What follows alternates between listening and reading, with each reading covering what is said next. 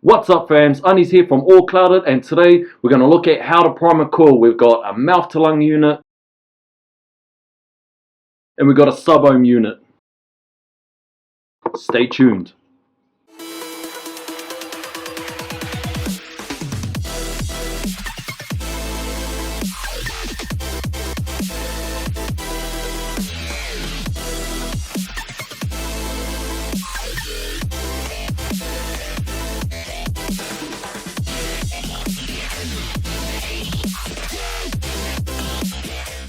So first I'd like to suggest that you go to a previous video that I've done which works on the terminology that we use or the terms that we use in vaping, and I think it's really going to help you guys out if you're a bit unsure, especially if you've come here to check out on how to prime a coil. Then there may be a few things that you're unsure of that I'll probably talk about, like atomizers and coils and resistance and that, so please check it out. I'll put a link in the description below.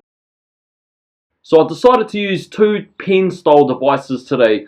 One is the T18. Now this is a mouth to lung unit. I use this regularly all the time. It's got a coil in there at the moment. We're going to pull that sucker out and we're just going to prime them up and get it ready to go. And second is the V8 stick. Now this is flooding a lot of the Facebook feeds in there. I see a lot of people with it. Probably in the future there's going to be a lot more people get it, and I really like this thing. This thing's pretty cool. It fits in the pocket quite well. It is rather large. It's definitely larger than the T18, but these are different in a way that this will have obviously a lot more battery. It's a lot bigger in that, but they're the same style where just push a button and fire, but except for one's a mouth to lung, one's a direct lung inhale, one is very similar to a cigarette, and the other is more going sub-ohm and more into the cloud and flavor chasing devices. So when I pull out the coil heads, you'll be able to see that they're very similar. All coil heads are similar, but when you go to the sub-ohm ones like this, they've got a larger wicking slots. They're just a totally different device, but you'll see what I mean when it's coming up.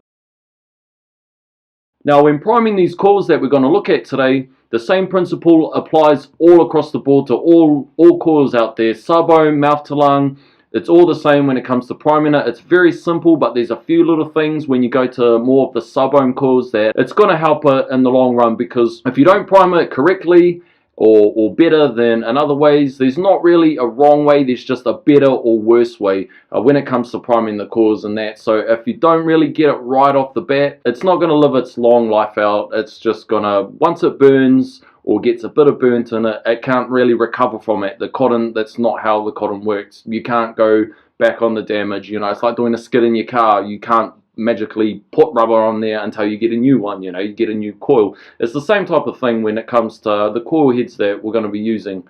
So first you're going to get your device out of the box. Now it's going to come like that with the coil pre-installed inside the unit. Now you just want to pull it out. And remember fam, whenever you get something, it's come from a factory, so you really have to clean it. A little bit of warm water. Don't massacre it and start smashing it with all kinds of scrubby things and scratch all the paint off, all that other shenanigans. You just really want to give it a nice wipe down. Make sure it's fully dry. We don't want water in any of the unit while we're working on it. And make sure you just take the tank off. Keep the battery away from it. This is all we're going to be using.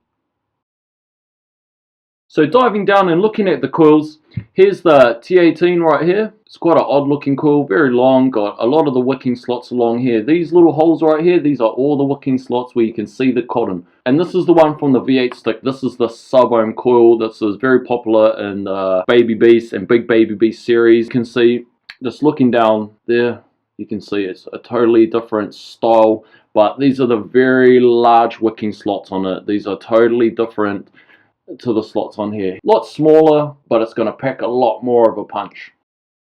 Now this one from the T18 is rated in at a 1.5 resistance. Now this coil here from the Baby Beast or Big Baby Beast series, this is rated in at a 0.25 ohms. So first we'll start with the T18 coil.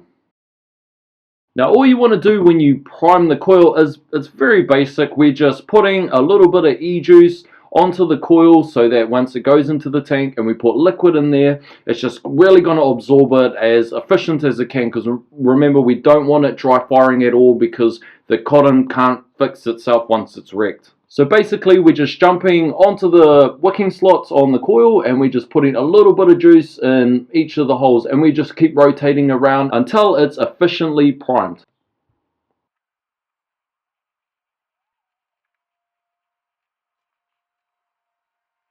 So now that I've put all the juice on the coil and I've primed it up, she's ready to go back in the tank. Now we just fill her up.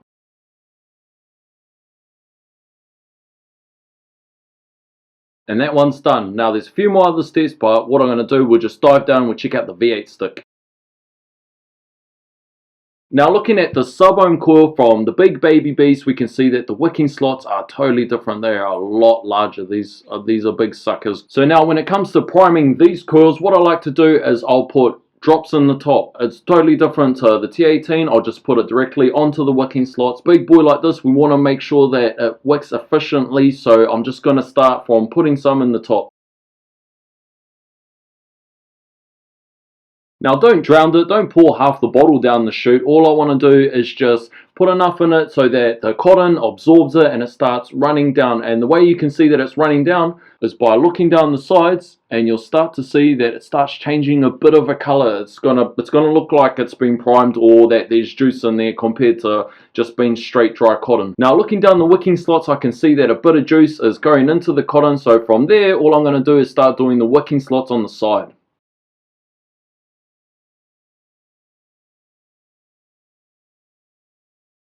Now I'm quite happy with that at the moment, so what I'm going to do, I'm going to chuck it back in the tank.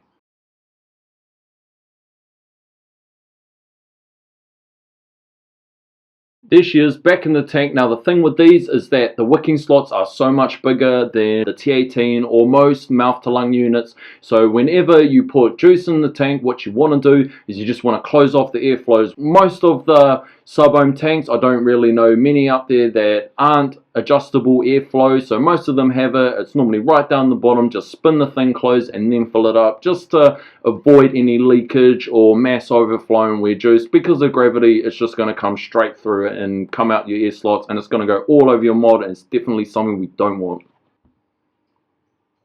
Now what I like to do when I'm priming up these sub-ohm coils, anything, it's not just related just to the baby beast or the big baby beast or any of the smock products, all across the board, what I like to do is I leave a little bit of air at the top and I just leave it like that for when I'm priming. Now both of these coils, these two devices, they've both been primed and they're almost ready to go, but the difference is in a sub-ohm tank is that it's got a lot more cotton, so you really want to make sure it's efficiently wicked. So what I'm going to do is I'm just going to leave it aside just so that the liquid can really go into the coils and into the slots and that, whereas the T18, it's almost ready to go. There's just a few more things to check out. So what I like to do on both devices or any coil heads that I prime, if it's got adjustable airflow, I leave it closed. If it doesn't, it's fine because it's more than likely a mouth to lung unit. And what I like to do is I'll just draw through it. I'll just try to suck it as if I was vaping on it. I don't fire the button. I'm just trying to draw on it, and what you're going to get is kind of like a earthy, cottony type of taste, but you really want to just keep sucking on it until you can almost taste the flavor of juice.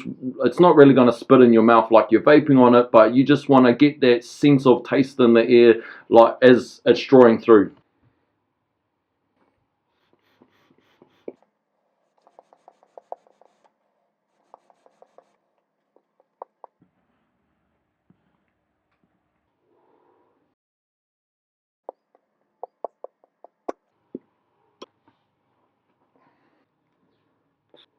So I've been drawing on them for a while now. What I've done is I've just put the big baby beast that's on the V8 stick, I've just put it to the side for a while because most of the sub-ohm coil heads out there, they do generally take a little while to prime. It's not so much as put some juice on it, vape away. I mean, you can, it's perfectly fine, but just to try to make it last a little bit longer, I'll just put it aside for a while. And remember that when it comes to sub-ohm coils like these, they generally have a break-in period. Now this can take a day, or some are quite efficient and they can break in straight away. So if it's on a V8 stick, I suggest that you be very gentle with it. Don't just hold the button for gajillions of seconds and try to blow big clouds. Just do a couple second draws every now and then, maybe close off the airflow, draw through a bit more, just so it gets a bit warm in that. But if you've got a variable wattage device, what I suggest is you just turn the watts down low and slowly work your way up. Now, most of these coil heads, they have a suggested watt range, so it might say something like 40 to 60 is its optimum watts.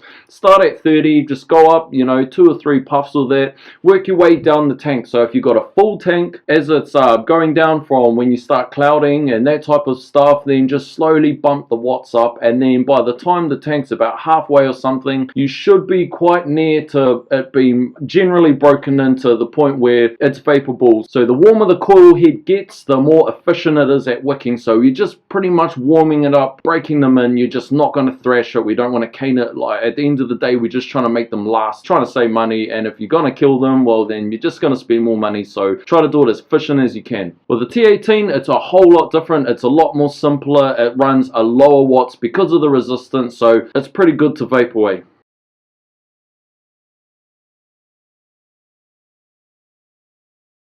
So it's a new coil head, so I'm going to be very gentle on it. I'm not going to take big draws. I'm just going to really make sure that it's wicking right. If you start tasting a burnt taste, then maybe just ease off and let it sit for a little bit.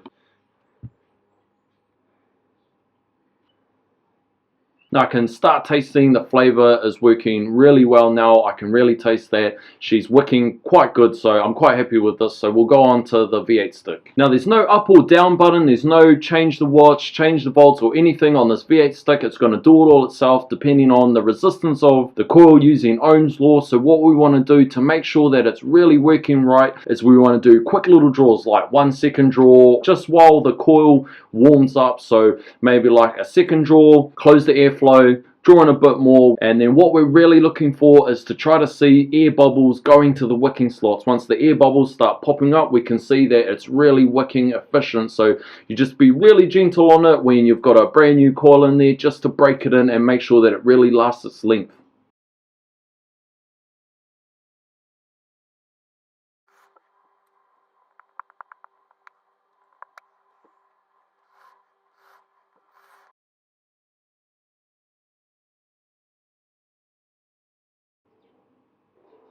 Now another thing to think about is if you over prime it. What that means is maybe you put a bit too much juice in, or maybe it was pretty much good to go, still drawing through with the air vents closed, and then a bit more liquids come down into the chute. So all you need to do, fam, is just tip it upside down, grab yourself a tissue, wrap it around the air holes, and then just blow into the device, and it's going to leak out any of the excess fluid in there. I mean, it's perfectly fine. If there's too much juice in there, you can always get it out, but what we don't want is for it to dry fire. So a little bit more is okay. It's fine. You can just easily blow it out.